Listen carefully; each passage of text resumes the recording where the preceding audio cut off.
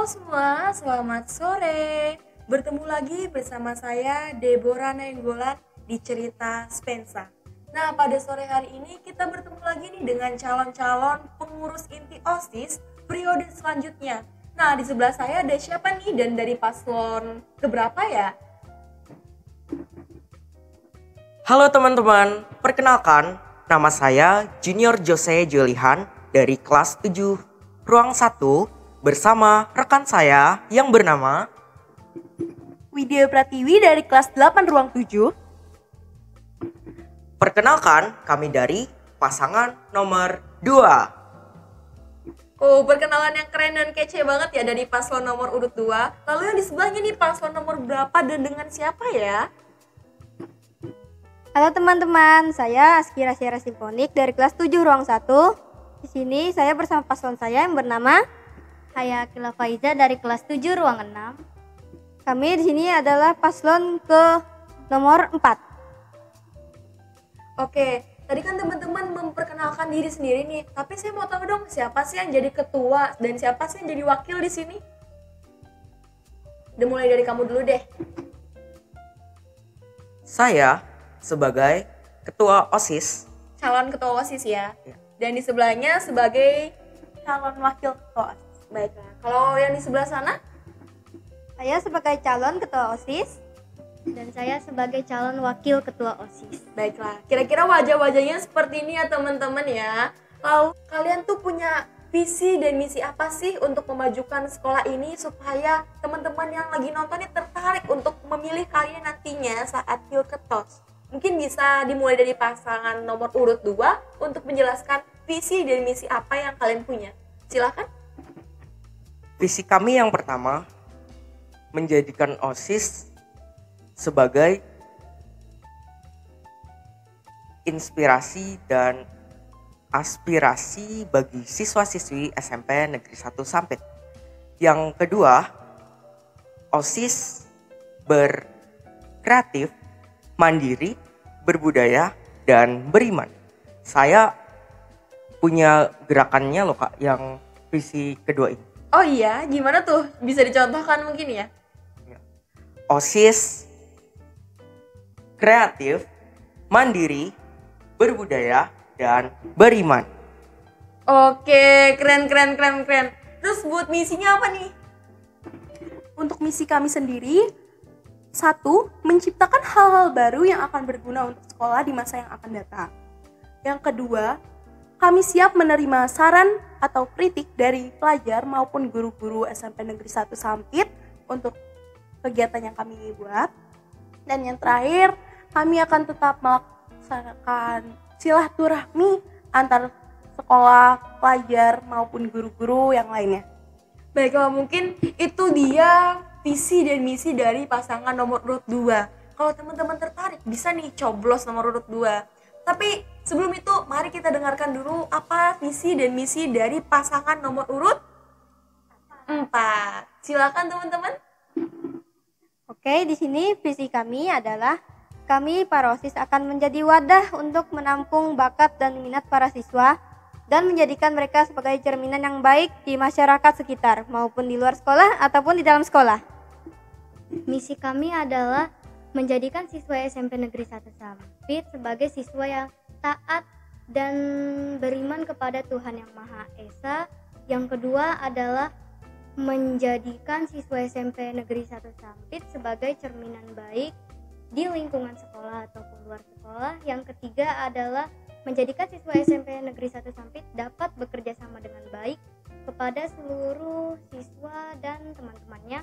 Yang keempat adalah mengembangkan serta mendukung bakat-bakat yang dimiliki siswa SMP Negeri 1 Sampit. Baiklah, itu dia visi dan misi dari pasangan nomor urut 4 ya teman-teman ya. Kalau tertarik bisa nih nanti pas saat Pilketos silakan coblos nomor urut 4. Lalu tadi setelah kalian menyampaikan visi dan misi kalian, pasti ada beberapa tahapan yang kalian lewati sebelum bisa duduk di sini berbincang dengan saya sebagai calon-calon inti OSIS periode selanjutnya. Nah, kira-kira menurut kalian tuh wawancara yang kemarin tuh gimana sih kesan dan pesan kalian? Bisa dimulai dari pasangan nomor urut 4. Mungkin perasaan saya dan pasangan saya awal-awal itu adalah perasaan tegang, takut karena baru pertama kali wawancara, dan setelahnya kami sudah tidak tegang ataupun takut lagi karena kami sudah merasa lebih santai untuk melakukan wawancara kepada yang guru ataupun OSIS inti periode sekarang ini. Oke, kalau kamu pribadi gimana? Tadi kan menurut pasangan kamu, kalau dari diri kamu sendiri nih gimana sih? Perasaan saya dulu tuh pendiam dan saya tuh penakut, kayak wawancara itu jadi gampang takut dan gampang nangis gitu. Setelah wawancara berakhir, saya menjadi lebih berani dan lebih pede untuk mengutamakan perasaan saya dibandingkan orang lain. Jadi dari wawancara itu ada sesuatu yang bisa merubah kamu ya, yang dari awalnya masih agak takut sekarang menjadi lebih percaya diri. Wah, menarik banget sih. Lalu kalau kalian berdua nih, apa sih yang kalian rasakan, dan mungkin apakah ada sesuatu perubahan yang terjadi dalam sikap kalian setelah wawancara itu? Mungkin bisa dimulai dari wakil ketua OSISnya nih, calon wakil ketua OSISnya dari pasangan nomor urut 2. Kalau saya sendiri setelah wawancara kemarin itu, saya yang awalnya ngerasa tegang, di tengah-tengah mulai nggak tegang. Tapi saat wawancaranya berakhir, saat Kak Debo peluk saya nangis. Awalnya udah bisa nahan nangisnya, tapi nggak tahu tiba-tiba keluar sendiri.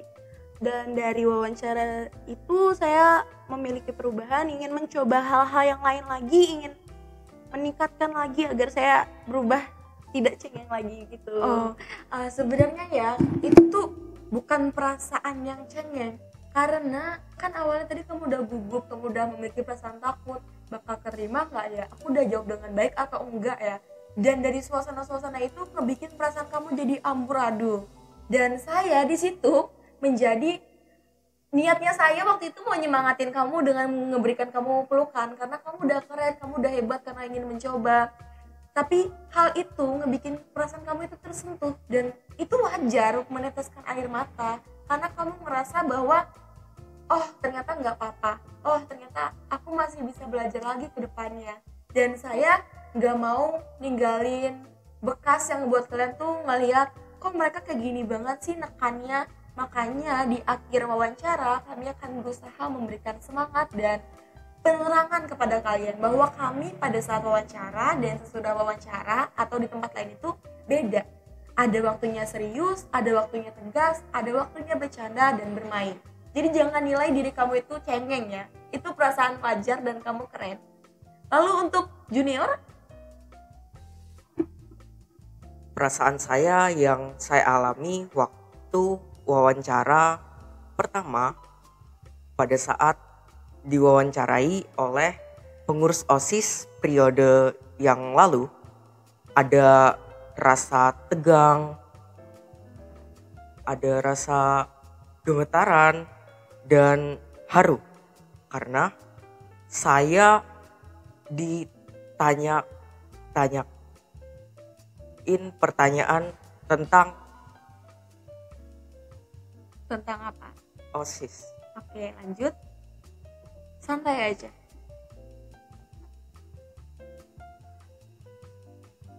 Iya. Dan waktu itu saya banyak terdiam. Dalam hati saya, Tuhan, apakah aku bisa terpilih atau enggak? Dan saya waktu itu pun berserah kepada Tuhan aja. Tapi saya tidak menyangka waktu pengumuman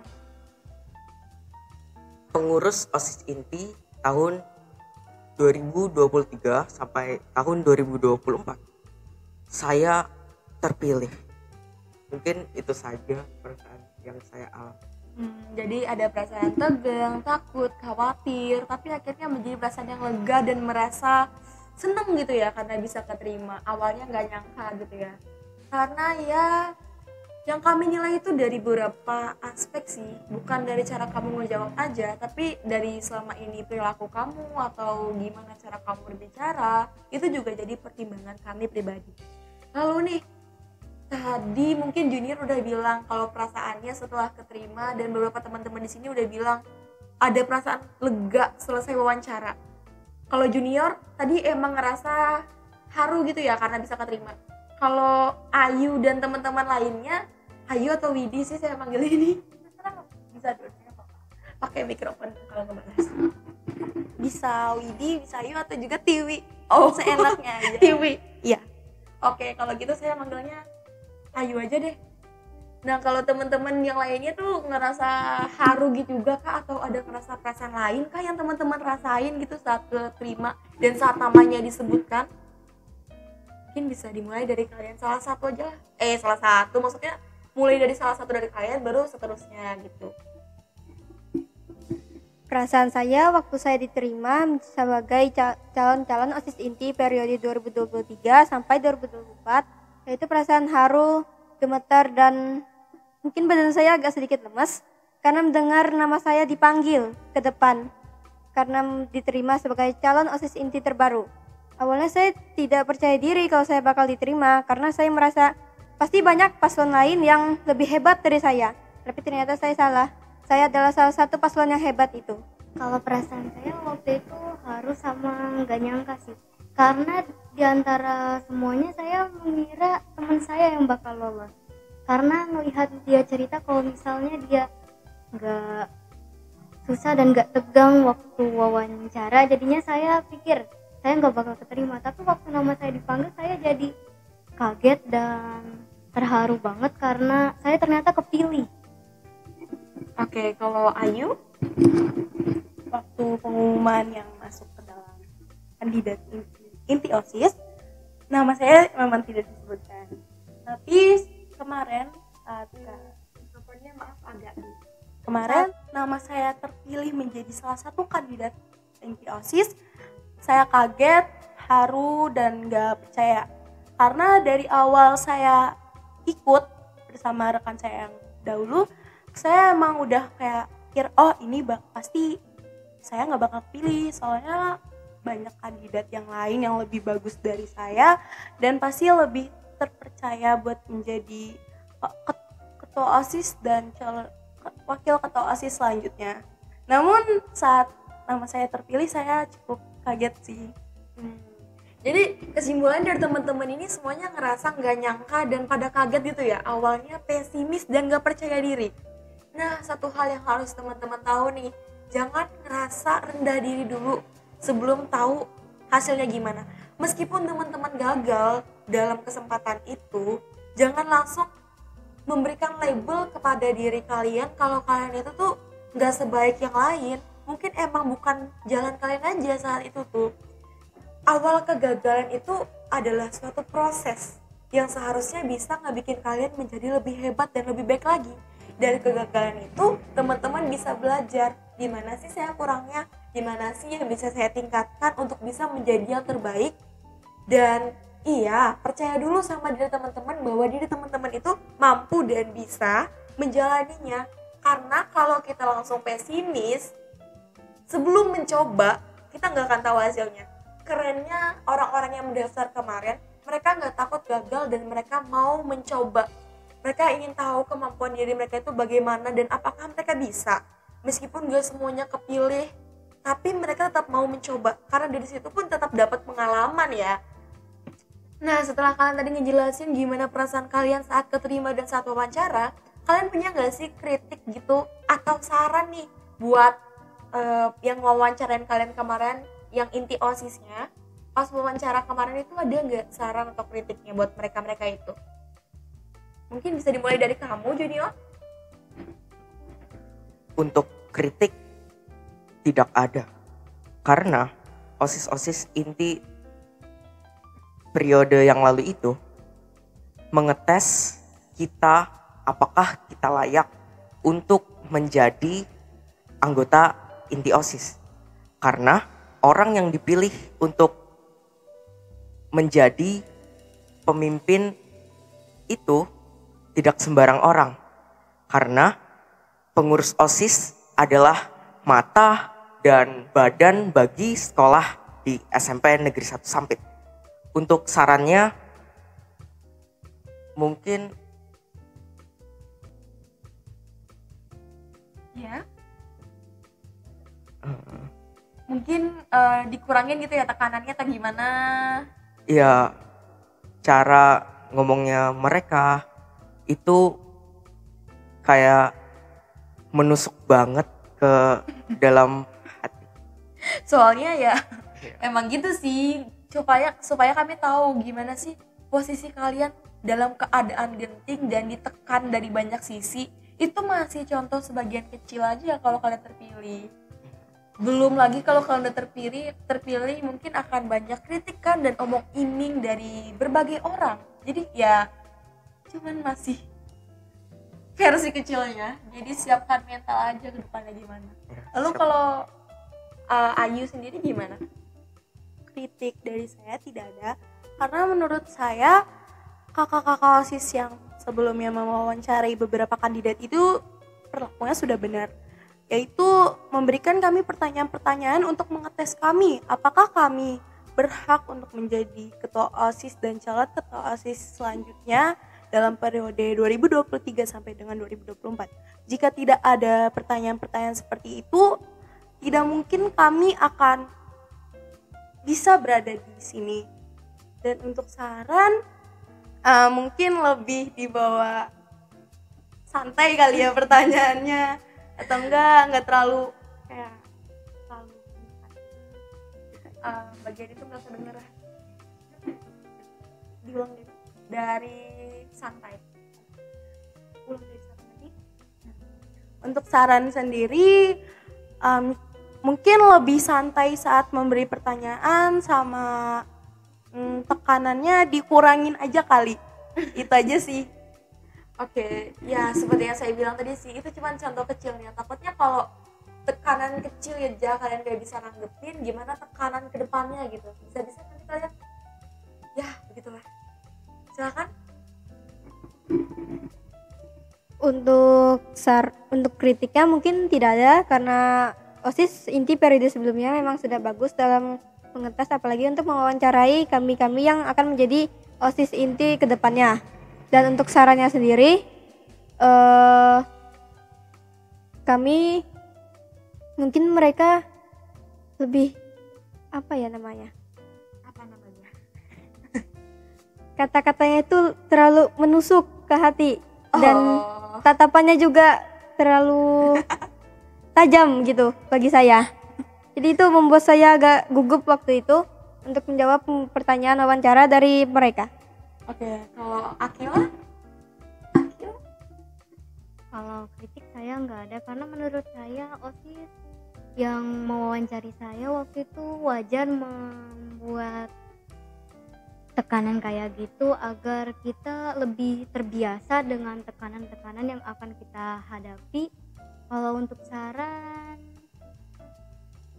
saya harap untuk kedepannya jangan, kalau misalnya wawancara, jangan terlalu tajam tatapannya, agak jadi gemeter gitu. Itu aja sih. Oke. Nah, setelah dari kita berbincang-bincang ini, mungkin sudah cukup sekian kali ya perkenalan diri kalian dan perbincangan ini mengenai gimana perasaan kalian saat menjalani tahap-tahapan tersebut. Lalu ada nggak nih kata-kata dari kalian pribadi, dari paslon kalian, agar teman-teman ini kata-kata ajakan gitu deh buat teman-teman biar milih kalian gitu, slogan kalian kayak apa kayak gitu. Silakan untuk mempromosiin diri kalian supaya banyak yang nge-voting nantinya. Setelah mendengar visi dan misi dari pasangan kami, teman-teman ayo bersinergi pilih pasangan nomor urut 2. Oke, itu dia slogan dari pasangan nomor urut 2, sangat keren dan wow. Sekarang saatnya pasangan nomor 4 memberikan slogannya. Kami dari paslon nomor 4 dan saya mencalon sebagai ketua OSIS. Dan saya calon wakil ketua OSIS. Pilihlah pasangan calon nomor 4 dijamin kalian bisa mengekspresikan bakat dan minat kalian ke kami, dan kami akan selalu mengembangkan serta mendukung bakat yang kalian mau. Oke, itu dia promosi dari paslon nomor urut 2 dan 4. Saya harap teman-teman bisa berkenan untuk memilih salah satu dari mereka atau dari pasangan-pasangan yang sebelumnya yang udah kita wawancarain. Maksudnya saya wawancarain. Nah, bagi teman-teman yang mungkin masih bingung atau kurang paham sama visi misinya, nanti bisa cek di IG OSIS ya. Akan ada kami tampilkan apa sih visi dan misi dari pasangan-pasangan yang akan mencalon ke depannya. Dan untuk itu silahkan tunggu aja, mungkin sekitar bulan Maret akan diupload. Baiklah, mungkin sekian pembincangan dari kami. Semoga teman-teman menjadi tertarik. Dan saya pribadi mohon maaf bila ada kesalahan kata atau salah dalam berbicara dan bersikap. Saya Deborah Nenggolan, pamit undur diri. Sampai jumpa di podcast selanjutnya. Bye-bye.